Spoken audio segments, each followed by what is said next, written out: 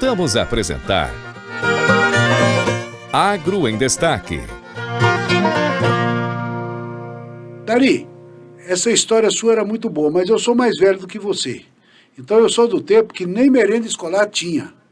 Aí na sua época já tinha merenda escolar, mas eu me lembro bem, porque aí eu já tinha terminado o segundo grau e eu fiquei muitos anos dando aula, sendo professor, para ganhar um dinheirinho para poder fazer a faculdade. E aí eu me lembro muito bem dessa história que o Brasil trazia comida importada para fazer a merenda escolar. E eu me lembro que gente como você na zona rural ia para a aula num sofrimento, ia a pé, né? Não tinha veículo escolar como tem hoje, essa facilidade. E graças a Deus que hoje melhorou, né, Ralum? Mas nós íamos a pé mesmo.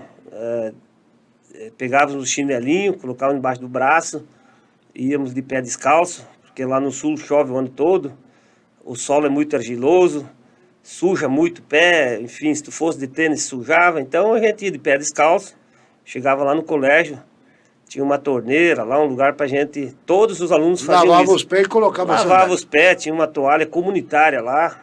Engraçado que aquela vez ninguém ficava doente, Ralum. Todo mundo usava a toalha, repartia da mesma toalha para secar o pé, para secar o rosto, se fosse o caso, né? E o pessoal, nós estamos vivos, sabe? Sobrevivemos. E É resistência. se O fosse... organismo cria resistência, os anticorpos. E fomos felizes, né, Ralum? A grande verdade é que a nossa infância, eu tenho 2 filhas pré-adolescentes, e tem horas que me dá uma certa tristeza, Ralum, porque por mais que o próprio governo, não vou criticar os governos que façam praças de esportes e tal, mas parece que hoje a juventude não se interessa, sabe? Nós brincávamos de tudo que era coisa, jogávamos futebol, vôlei. Foi uma infância muito boa. Também não tínhamos aquele problema sério que hoje existe, que são as drogas, né, Ralum? Hoje a gente vê crianças de 10, 12, 13 anos já sendo mãe. E a parte da evolução tecnológica, tal do celular, né? A criançada quer saber do celular hoje, não quer de outra coisa. Então, Ralum, a gente vê, como eu estava falando, crianças muito novas que acabam se perdendo por causa dessa coisa chamada internet, sabe? É uma evolução que veio e talvez seja até um pouco de culpa nossa, dos pais, de cobrar mais das crianças. Tá mais presente no dia a dia delas. Eu vi um rapaz dizer o seguinte, não, é porque aí o filho, o que ele fazer? Tem que deixar para o menino pensar, desenvolver. E o pai querendo tirar a responsabilidade de criar, então dá o celular, tá bom, filho, fica lá. A hora que o menino começa, não, pega o seu celular, vai para lá, para dar um sossego. Então o pai tirando a responsabilidade dele para depois culpar o celular e a internet. Então eu sei que tem muito isso, mas esse é outro assunto. Eu quero falar com você, é de produção, chefe. Vamos entrar num assunto agora. Aí você veio para o Tocantins, começou a plantar soja, aí faz um milho na segunda safra, que nós chamamos de safrinha. Eu vi que você é um pesquisador, já tive na sua fazenda, eu vi que você planta feijão, exporta feijão para a Índia. Esses tempos eu fui lá, você tinha plantado lá gergelim, não é? Então, você é uma pessoa assim que está sempre pesquisando, sempre inovando. Vamos lá, Dari, hoje você é presidente da AproSoja Tocantins. É uma grande entidade que foi fundada no Brasil, hoje tem vários estados brasileiros, se eu não me engano, 16 ou 18 estados brasileiros que têm a AproSoja fundada. Você dirige essa entidade no Tocantins, vai bem, muitos associados, e quantos hectares de soja o Tocantins está plantando esse ano? Ralum, a entidade AproSoja, ela tem mais de 30 anos, são 16 estados associados à AproSoja Brasil, onde se planta a soja. Inclusive recebemos um convite daqueles estados chamados da Cealba, que é Sergipe, Alagoas e Bahia. Bahia não, perdão, me fugiu o nome, Cealba. Eu sei que é Sergipe, Alagoas, não é Pernambuco não, Paraíba. Mas enfim, recebemos convite desses estados para fundar também lá a AproSoja. E a AproSoja é uma entidade e vai muito bem, graças a Deus. O Tocantins hoje, ele está com aproximadamente um pouco mais de 1.300.000 hectares. 1.300.000 hectares de soja plantada. Isso, de soja plantada. O ano passado nós tivemos mais um pouquinho de 600.000 hectares de milho, segunda safra, que uns chamam de safrinha, mas é uma segunda safra. E dentro dessa segunda safra tem bastante gente que planta braquiária, o outro capim no milho, para fazer uma terceira safra que seria, no caso, uma engorda de boi, ou uma rotação mesmo, para o solo, entende? Indari, isso a gente vem observando que ano a ano o Estado vem crescendo na área plantada e vem crescendo também na sua produtividade. Quando você começou aqui lá atrás e fez seu primeiro plantio de soja, você colhia quantos sacos de soja por hectare? Aluno, a produtividade das lavouras a gente consegue medir com o passar dos anos. É através da fertilidade, da construção dos solos que se obtém as grandes produções, digamos assim. Então, é verdade, o Tocantins ele cresce entre 3,5% e 4,5% em área, todo ano ele vem ganhando, principalmente áreas já degradadas dos nossos pastos, né? Pasto tocantinense que está cansado, que foi aberto já há vários e vários anos. A produção agrícola ela vem abrindo, basicamente, crescendo em cima dessas áreas. Mas quando começamos aqui, há 22 anos atrás, a gente conseguia 40, 45 sacas. Deu algum problema? Sim, não. 40, 45 sacas. Mas por causa da fertilidade do solo, entende, Raul? Sim, mas hoje, qual é a média que nós estamos conseguindo aqui? Hoje a média estimada para esse ano está em 56 sacas. Para o próximo ano, agora 2023. Isso é a Conab que está divulgando. Porém, como falei, como o Estado vai abrindo gradativamente, um aumento de 4,5%, então tem que lembrar que tem muita área com baixa fertilidade Que ainda. acaba baixando a média. Abaixa a média. Mas nós temos hoje produtores no Tocantins que consegue 70 sacas por hectare, não tem? Um caso ou outro, temos? Não, tem, Raul, tem inclusive talhões que se colhe até mais, por causa da tecnologia e tal, entende? Mas a média mesmo, o ano passado ficou 52, 54, esse ano, por causa das chuvas boas, se estima aí 56 sacas. Que é muito bom. Eu estava vendo uma matéria que o Mato Grosso está esperando uma média esse ano de 60,4 sacas de soja por hectare, a média. Então eles estão lá avançando e nós vamos chegar nesse ponto. Tocantins vai, à medida que nós vamos aumentando a área plantada, mas o tempo nessas áreas vão crescendo, nós vamos ter uma maior produtividade. E aí nós chegamos então a mais de 1,5 milhão de hectares plantados no estado. Nós temos aí, na época boa, esse ano o arroz caiu de preço, mas Lagoa da Confusão tem 100 mil hectares de arroz plantado, né? Na época boa.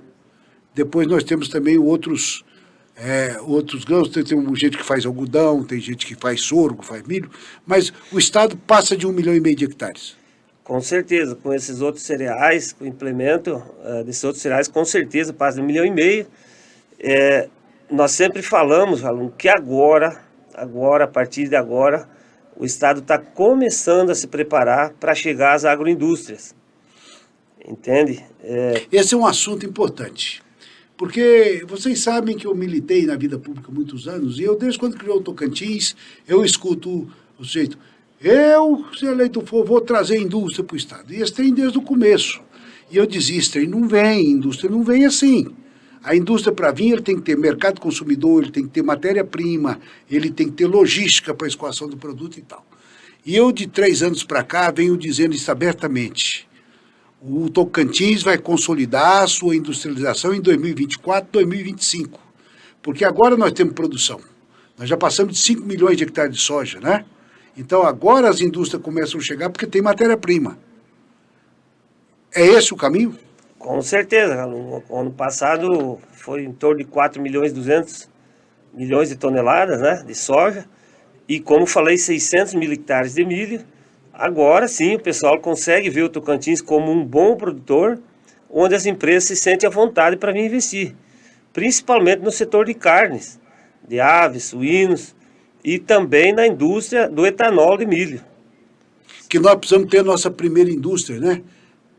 A turma acha que nós estamos atrasados. Não, tudo é no seu tempo. Mas acho que hoje o Tocantins se consolidou como produtor de milho. Há muito tempo atrás, Dari, lá em 99, eu fui presidente do Rural Teams, e eu falava, nós temos que produzir milho, porque senão nunca vamos ter avicultura, suinicultura. Os caras, não, aqui não dá milho não, por causa da altitude e tal e tal. Moço, a pesquisa vai fazer encontrar uma variedade que dá certo para adaptar a nossa altitude ao nosso clima. Acho que chegamos nisso, né? Claro, Ralum, como você falou, o Mato Grosso ele saiu na frente, tem várias indústrias, mas o Mato Grosso, vale frisar, que está com mais de 11 milhões de hectares de soja produzido. E na subsequência, praticamente mais de 50% vem milho. É claro que eles saíram na frente. Eles produzem 10 vezes mais do que nós, né? Com certeza. Mas com a nossa visão, que agora chegou a ver, sim, do Tocantins receber essas agroindústrias. Sabe, agora nós temos uma produção boa, entende? E nós se firmamos e não vai mais voltar para trás. Com certeza as agroindústrias vão vir. Eu tenho uma notícia, porque tem mania, quem conversa muito, né, tem mania de perguntar demais, às vezes pega a resposta boa, a resposta ruim. Mas eu tive acesso a informação que me diz o seguinte, que nos cartórios do Tocantins foram registrados no ano de 2021 e 2022 mais de 1 milhão de hectares comercializados. Foi escriturado nos cartórios, que é a área para plantar. Essa área não entra tudo de uma vez para plantar, porque aqui nós temos um problema sério, que são as licenças ambientais que demoram demais. O órgão ambiental do Estado não anda na velocidade que o agronegócio anda. Esse é um problema que nós temos que resolver. Sempre está lá, prometendo, vamos resolver, não resolve. Mas isso um dia nós vamos acertar isso. Mas se entrar mais 1 milhão de hectares, aí o Tocantins dispara, né? Com certeza. A gente vem discutindo esse assunto com o próprio Naturatins, o próprio IBAMA aqui do Estado, dessa morosidade, do perículo, né, que tem de um investidor vir conhecer o Tocantins e saber dessa demora, dessas licenças ambientais e voltar para trás, sabe? O Tocantins tem um grande potencial hídrico, tem um clima muito bom para irrigação, mas é pouco ainda, assim, usado, digamos assim, pouca área de irrigação, exatamente pelas demoras ambientais, né? Desde outorgas, licenciamentos, enfim, tem que desburocratizar. Se quiser desenvolver, o Estado tem que desburocratizar em todos os sentidos. Todo mundo foi assim, né? Tem que dar celeridade nos processos, porque o investidor, se ele não investe aqui no Tocantins, vai investir no Mato Grosso, vai investir no Goiás, vai investir no Pará, vai investir em outra região, entendeu? Então, quem tratar melhor o empresário, ele com certeza ele vai ver com carinho e vai vir instalar. Então, nós esperamos que como um todo, não só como governo, mas que todo mundo se esforce para trazer essas empresas para dentro do nosso estado. Afinal de contas, a gente fala de receita, de empregos, né? E o nosso Tocantins desenvolver cada vez mais. Esse que é o nosso grande sonho. Eu vou te fazer uma pergunta. Nós vamos ter mais um intervalo comercial. O papo está muito bom, nós vamos continuar. Nós tínhamos papo para conversar o dia inteiro, né, Dari? Mas eu vou te fazer uma pergunta cruel. Nós temos os últimos 2 anos, e esse ano também nós vamos ter uma safra boa, uma colheita boa. O povo fala que o agronegócio está muito bem, e eu vou te perguntar, o produtor tocantinense está rico? Mas você vai me responder isso no próximo bloco, logo após os nossos comerciais. Voltamos daqui a pouquinho. Estamos apresentando Agro em Destaque.